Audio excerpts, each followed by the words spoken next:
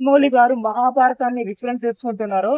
ప్రశాంత్ నీల్ గారు కూడా సేమ్ మహాభారతాన్ని రిఫరెన్స్ తీసుకున్నారు. రాజమౌళి గారు ఒక మాట అన్నారు, లైక్ మహాభారతం ఒక పెద్ద సముద్రం లాంటిది. ప్రశాంత్ నీల్ గారు కూడా ఒక పెద్ద ట్యాంకర్ తీసుకున్నారండి. ఇది ఎలా అంటే ఇండియన్ హిస్టరీలోనే మీరు ప్రభాస్ ఫ్యాన్ కూడా అక్కర్లేదు. మీకు ఒక సినిమా నచ్చి ఒక ఎలివేషన్ మీకు నచ్చాలనుకుంటే ఫర్ ఎవ్రీ 5 minutes ఒక ఎలివేషన్ ఉంది.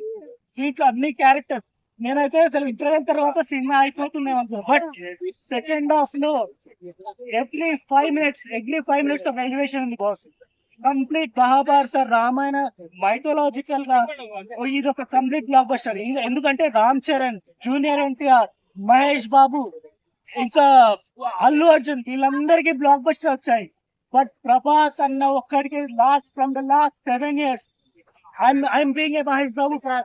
From last 7 years ప్రభాస్ గారికి హిట్ రాలేదు.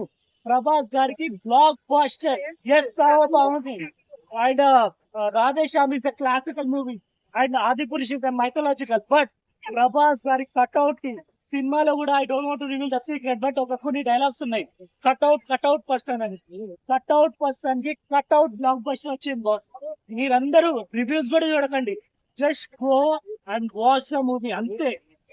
ఇక్కడ చాలా మంది, నేను 7 years నుంచి మా డాడీ ప్రభాస్ ఫ్యాన్.